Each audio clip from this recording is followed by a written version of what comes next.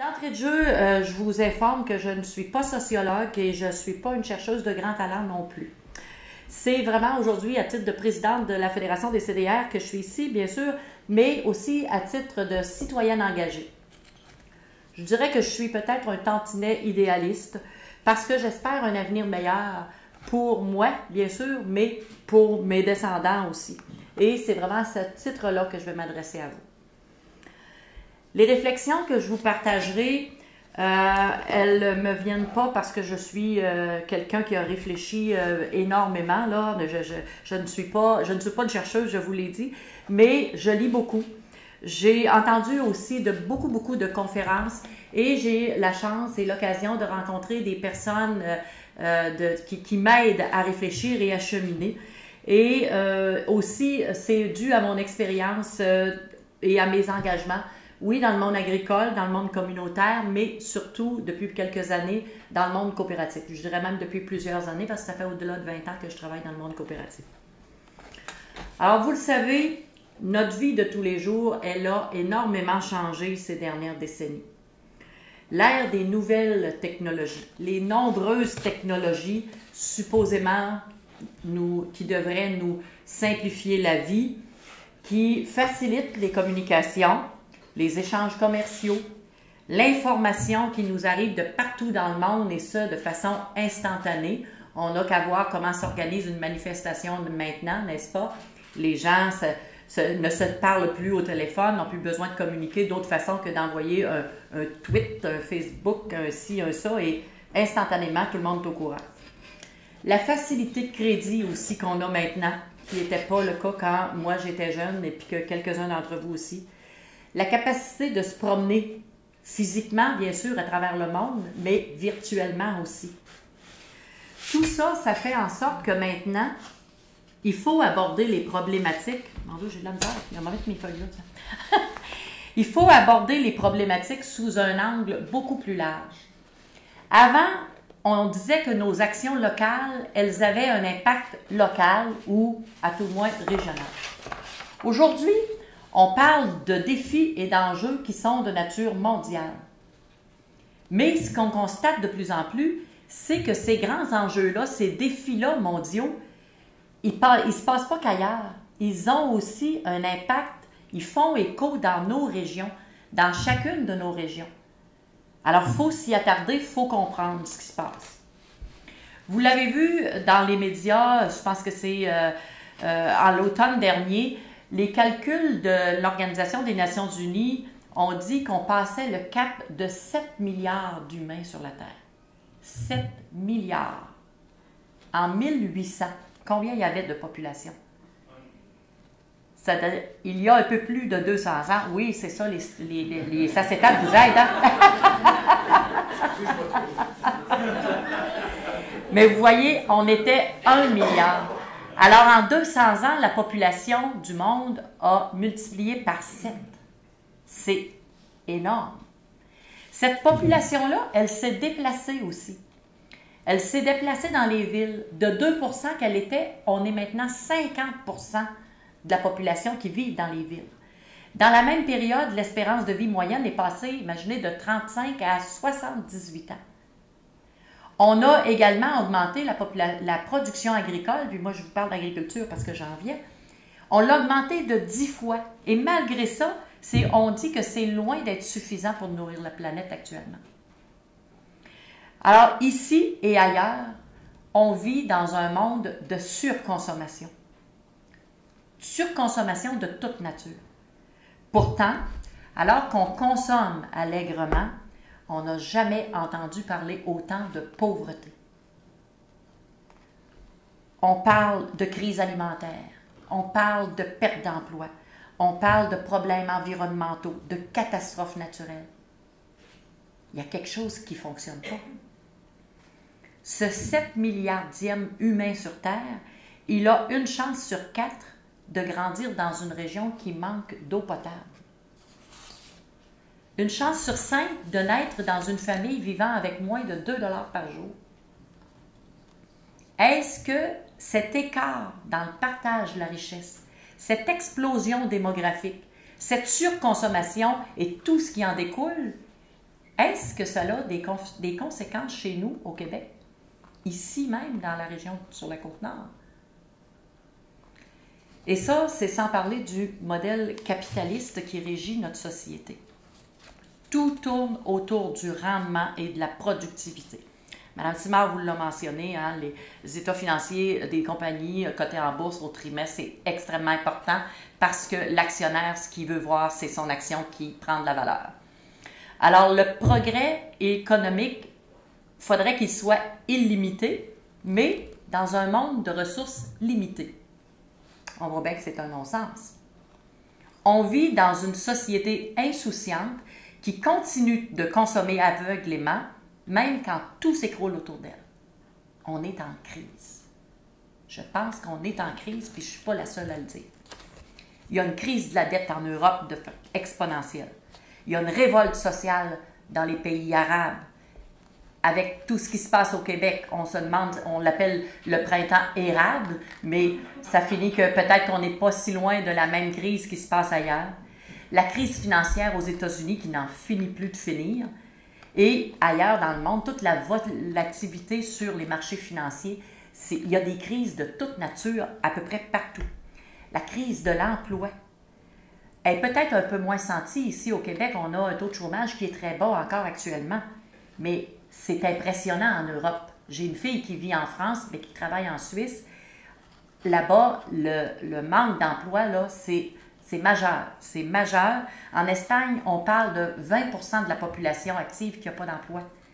Puis quand on regarde la proportion chez les 25 ans et moins, on parle de 43%. Imaginez, c'est presque la moitié des jeunes de 25 ans et moins qui ne trouvent pas d'emploi.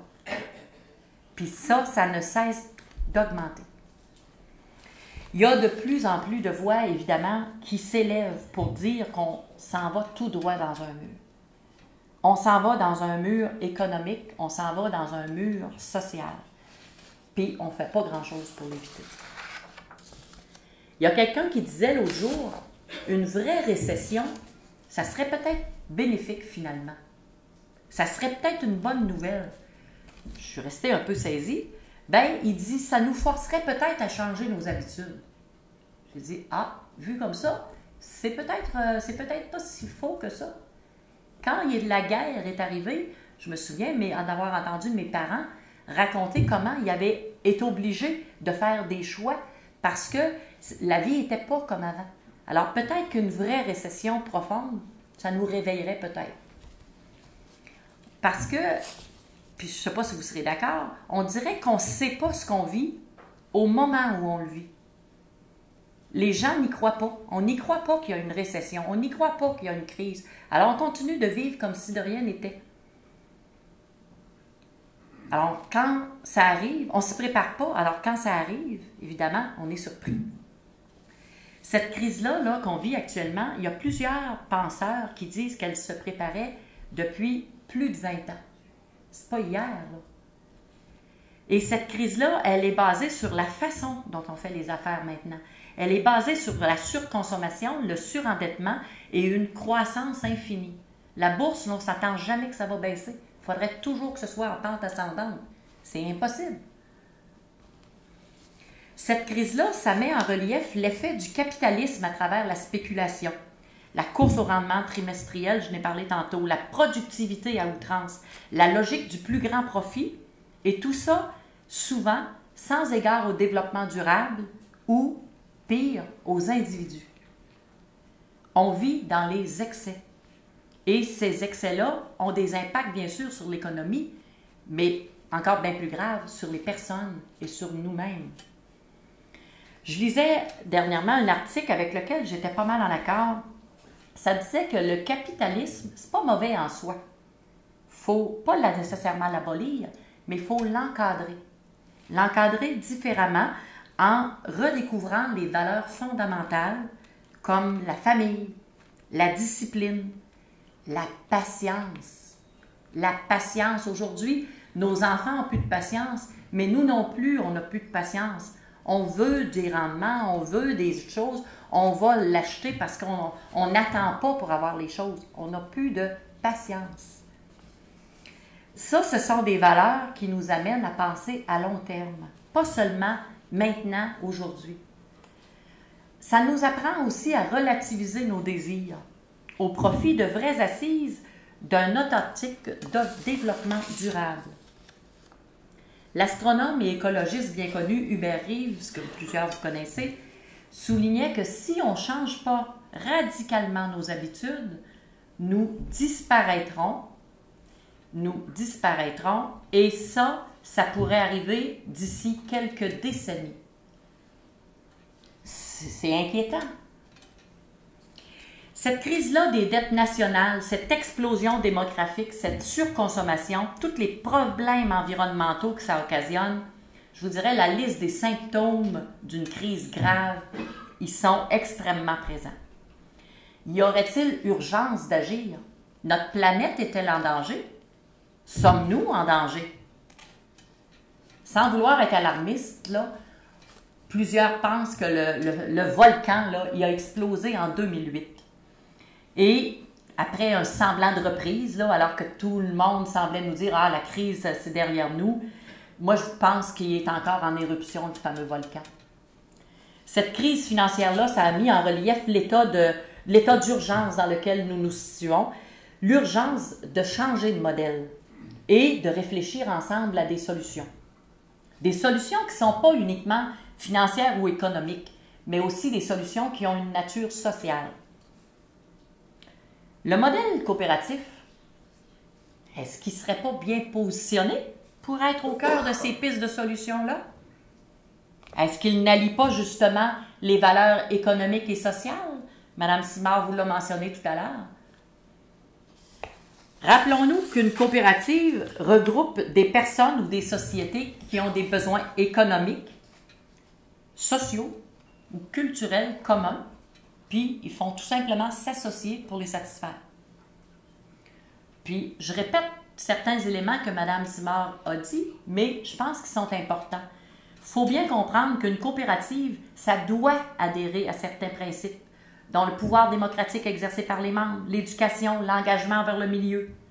Les valeurs coopératives nous parlent aussi d'équité, de gouvernance, de solidarité, de responsabilité. L'autre jour, j'ai entendu Michel Nadeau de l'Institut sur la gouvernance, on le voit souvent à la télévision, à l'émission de Filion, là. Il disait, puis j'ai retenu la phrase parce qu'elle m'a paru savoureuse, je me disais, ça donne donc une belle image. Il disait, une coopérative, c'est pas une entreprise comme les autres.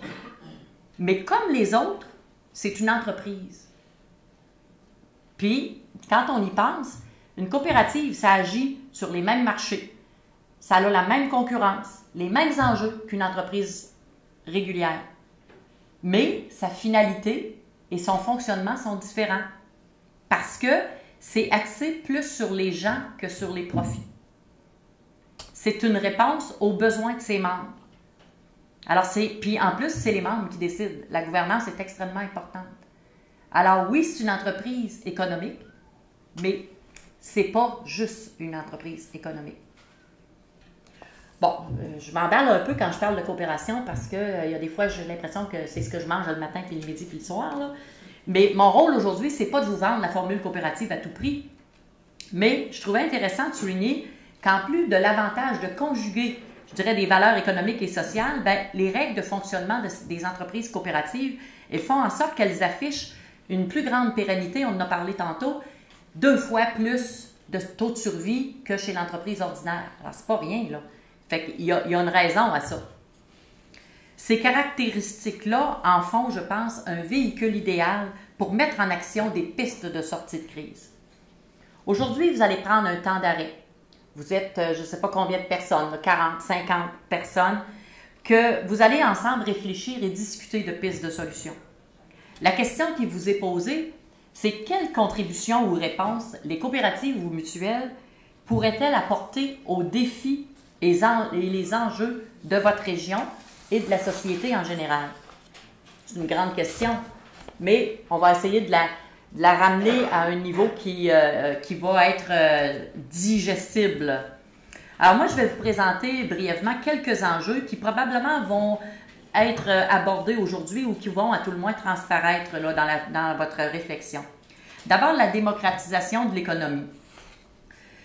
La démocratisation de l'économie, vous savez, ça a trait à... C'est que malgré plusieurs formes d'entreprises participent activement aux dynamiques économiques, le paradigme dominant dans nos sociétés, ça demeure celui des sociétés à capitaux, les Inc., comme on les appelle. On a tout à gagner d'une économie diversifiée en termes de modèles.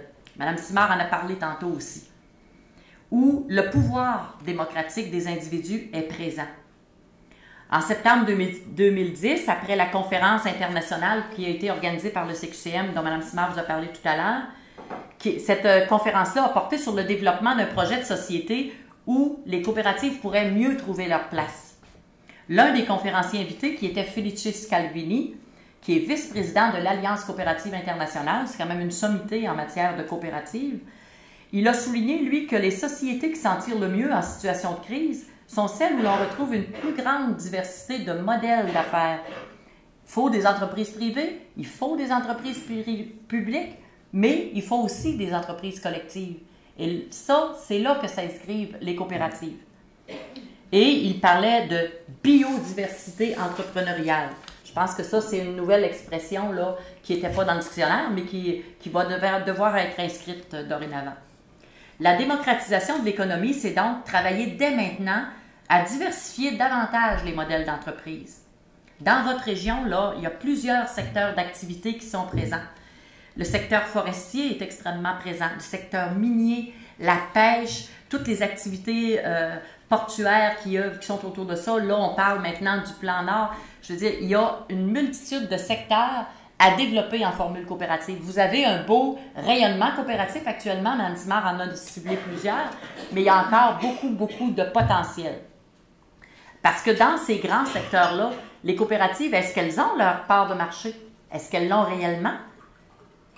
Les coopératives, est-ce qu'elles sont présentes dans tous les dérivés, les créneaux de spécialisation qui découlent de ces secteurs? On dit souvent que ce n'est pas dans la matière première qu'on trouve le plus d'emplois, mais peut-être que dans la transformation, dans les secteurs secondaires et tertiaires, il y a peut-être moyen d'aller créer des coopératives dans ces grands secteurs-là. Alors, vous serez appelés à y réfléchir. Le deuxième enjeu, c'est le renouvellement de l'État social. L'État social, bon, c'est toute la dimension de l'État qui est vue un peu comme un agent de la solidarité publique et garant de la cohésion sociale. On entend généralement par ce concept-là le principe de redistribution de la richesse en accord avec un certain idéal de justice sociale. Il y a divers groupes d'opinion qui prétendent que le modèle qu'on connaît aujourd'hui au Québec est perfectible. On sait que bon, l'État est très présent.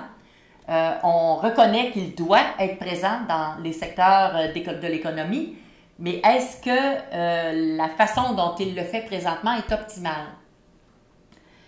Ce qu'on constate, c'est que l'écart entre les riches et les pauvres, ben, au lieu de s'améliorer, il continue à se détériorer.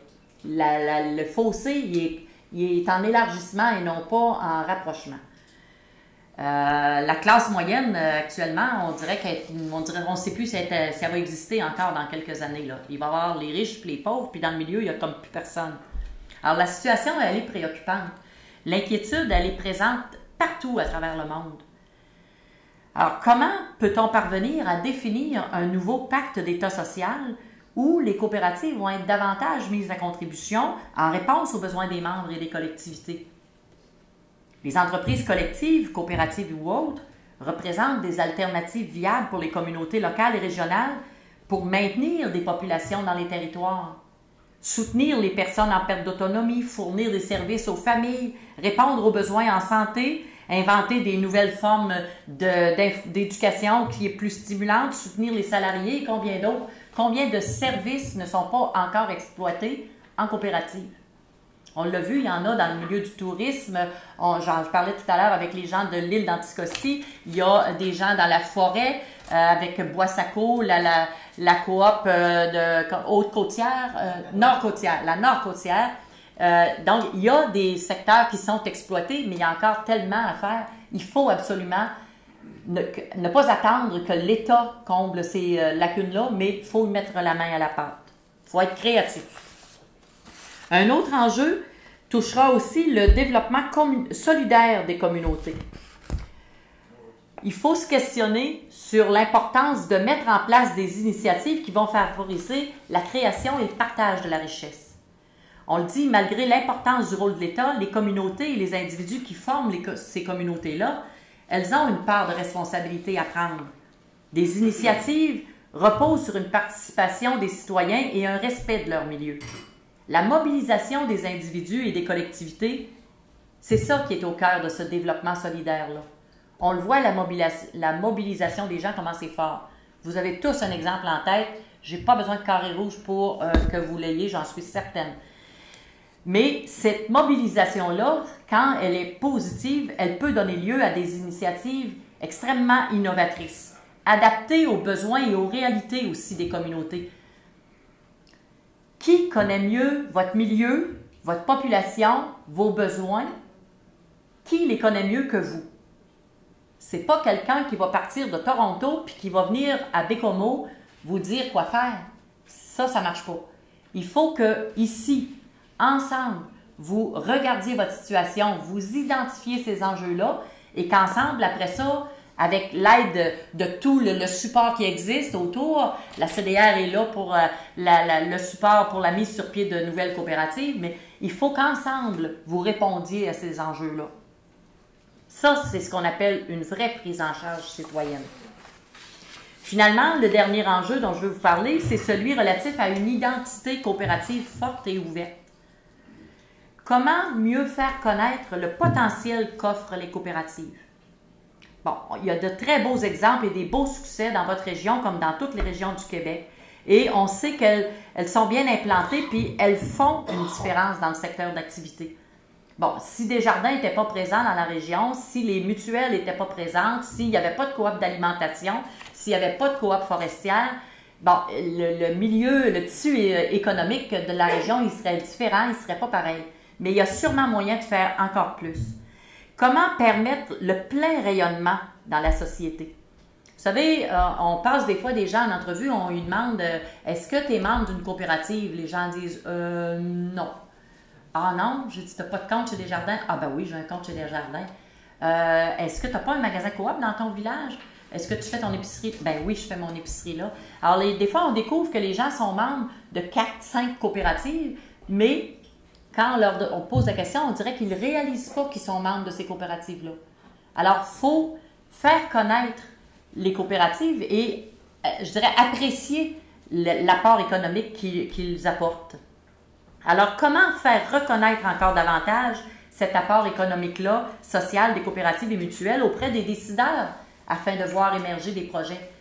Parce que les décideurs, là, à la CRE, dans les MRC, dans les conseils municipaux, ben, ils voient des problématiques, ils identifient des enjeux, mais ils ne pensent pas nécessairement à la formule coopérative.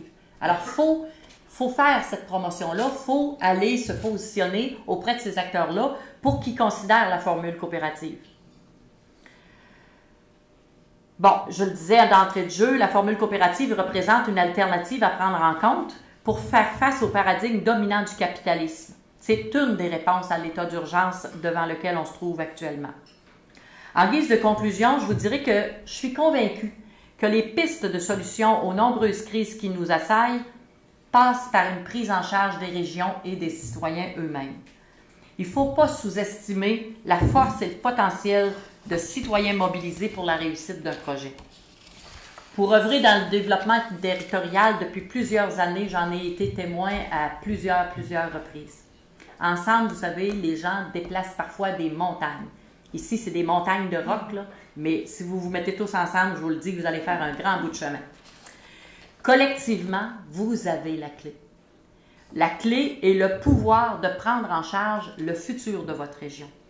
Une réponse locale à un problème global.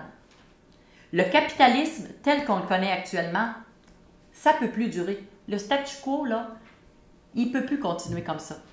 On a besoin de la contribution de tous pour se donner ensemble un projet de société, un projet de développement régional qui réponde aux enjeux que nous vivons.